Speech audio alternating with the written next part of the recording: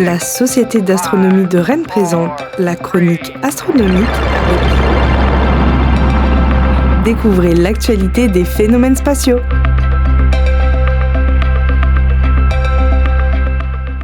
Bonjour à tous. Au mois de mai, nous observerons les constellations du Scorpion et des chiens de chasse. Nous ferons un point sur les planètes encore observables et les phases de la Lune.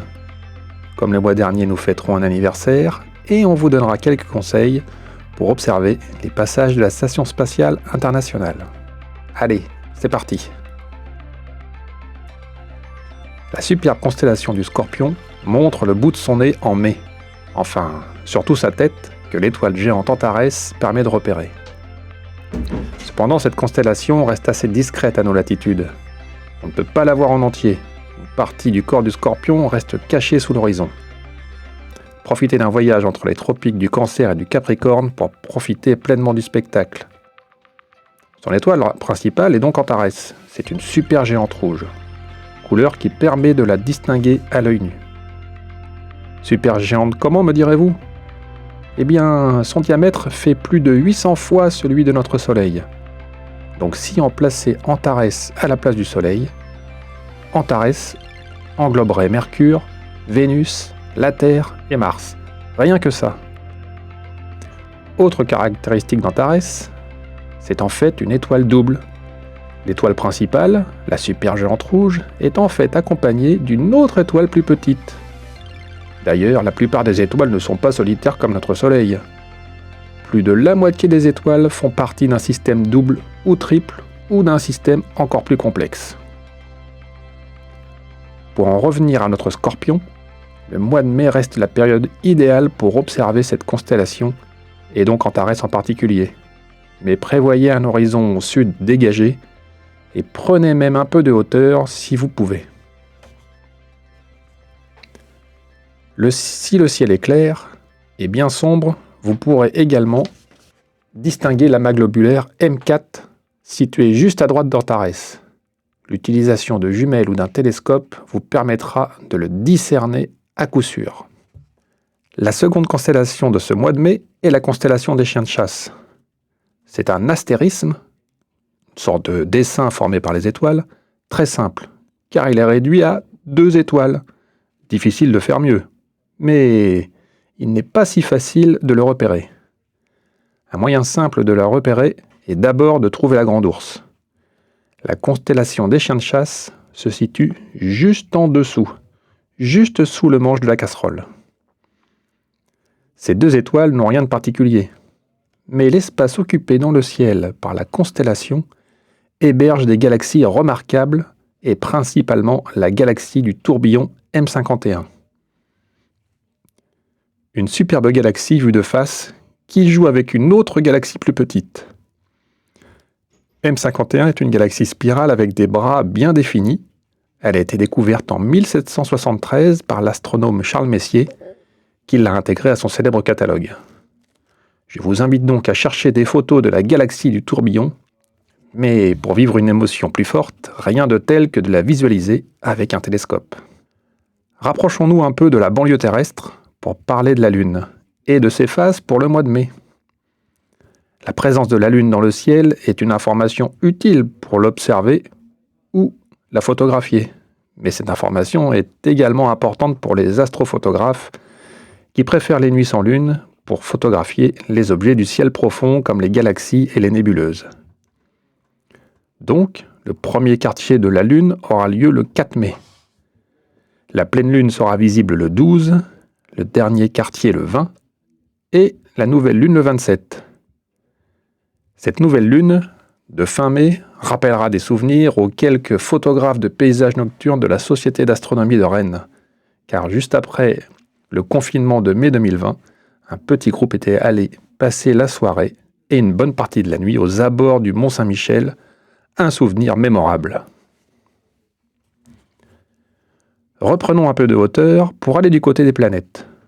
De ce côté-là, le mois de mai va être un peu plus compliqué, ou plus simple selon le point de vue. En effet, Mercure ne sera pas visible. Vénus ne s'élève pas très haut sur l'horizon. Mars est encore visible, mais elle s'éloigne de la Terre, et son observation même au télescope, ne révèle plus grand-chose de sa surface. Jupiter disparaît rapidement en début de soirée. Saturne commence à se montrer le matin, mais elle reste basse sur l'horizon. Uranus n'est pas visible, et Neptune apparaît faiblement le matin. Bref, vous l'aurez compris, le mois de mai n'est pas idéal pour observer nos voisines du système solaire. Le système solaire, justement, que nous explorons avec des sondes et des robots depuis les années 50 grâce aux agences spatiales.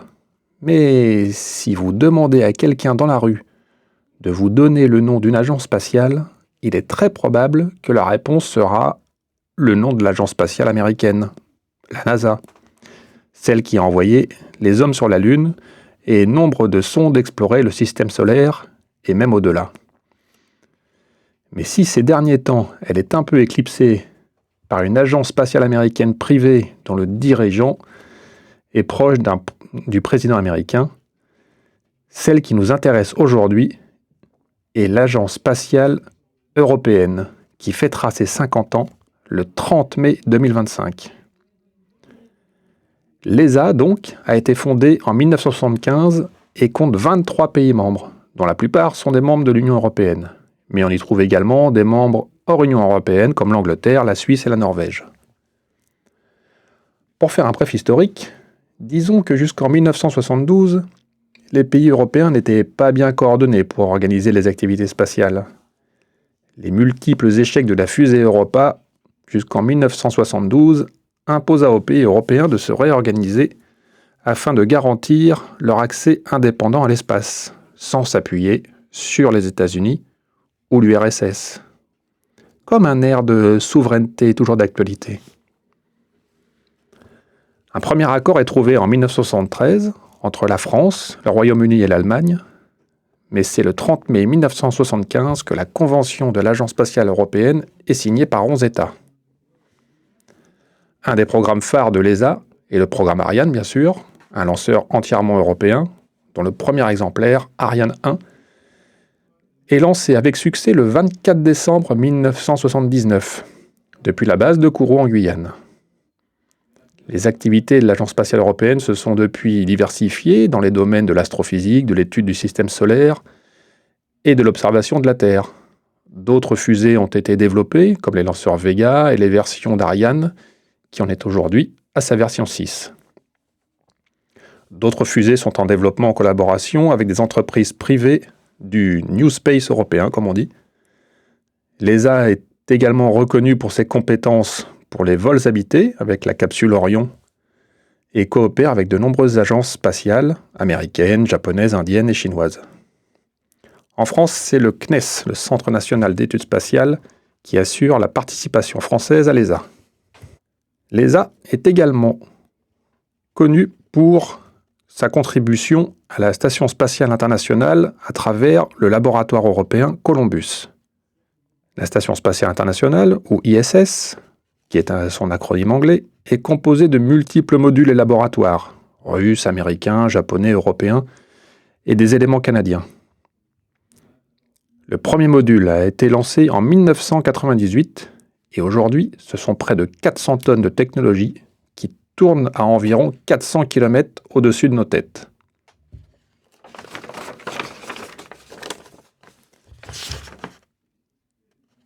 Elle est occupée en permanence par des astronautes pour effectuer des expériences scientifiques et assurer la maintenance. La station est alimentée en électricité par 2500 mètres carrés de panneaux solaires. Cette gigantesque surface de panneaux solaires reflète la lumière du soleil sous certaines conditions et permet donc d'observer le passage de la station spatiale depuis le sol. À l'œil nu, on peut parfaitement observer la station défiler dans le ciel. Elle ressemble à une étoile assez brillante, mais elle se déplace assez vite dans le ciel. En quelques minutes, elle parcourt toute la voûte céleste. Cependant, la station spatiale ne passe pas tout le temps au-dessus des mêmes zones. Elle orbite autour de la Terre. Pour connaître les horaires de passage au-dessus de chez vous, il faut se connecter à des sites internet ou utiliser des applications sur téléphone.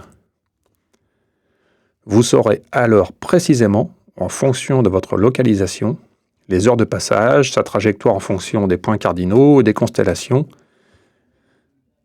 et sa luminosité apparente. Lors des 2 séjours de Thomas Pesquet dans la station spatiale, l'émotion était incroyable, car on voyait ce petit point lumineux défiler à toute allure dans le ciel, en se disant que notre astronaute national était là-haut. Le prochain Français à monter à bord de la Station spatiale internationale sera une Française. Sophie Adenau partira l'année prochaine pour un séjour de 6 mois en orbite, la 2e Française après Claudie Aigneret en 1999. Pour Sophie, décollage prévu au printemps 2026. La Station spatiale internationale n'est pas la seule station spatiale en orbite autour de la Terre. La Chine possède sa propre station spatiale, nommée Tiangong, qui signifie « palais céleste » en chinois. Ses premiers modules ont été mis en orbite en 2021 et elle est occupée par un équipage de 3 personnes. Tout comme la Station spatiale internationale, ses grands panneaux solaires, qui lui procurent son énergie électrique, reflètent les rayons du Soleil et il est donc possible d'observer le passage de la Station spatiale chinoise. Le mois de mai nous offre donc de nombreuses occasions de regarder le ciel étoilé. Même si les nuits se font plus courtes, les températures sont plus clémentes. Essayez de repérer les constellations du Scorpion et des chiens de chasse. Quant au passage de la Station spatiale internationale, ce mois de mai offrira de nombreuses occasions de la voir passer au-dessus de nos têtes. Pour profiter au mieux du ciel, vous accompagner, vous conseiller et vous renseigner, n'hésitez pas à vous rendre au Centre d'astronomie de la Couillère pour la soirée gratuite réservée au public.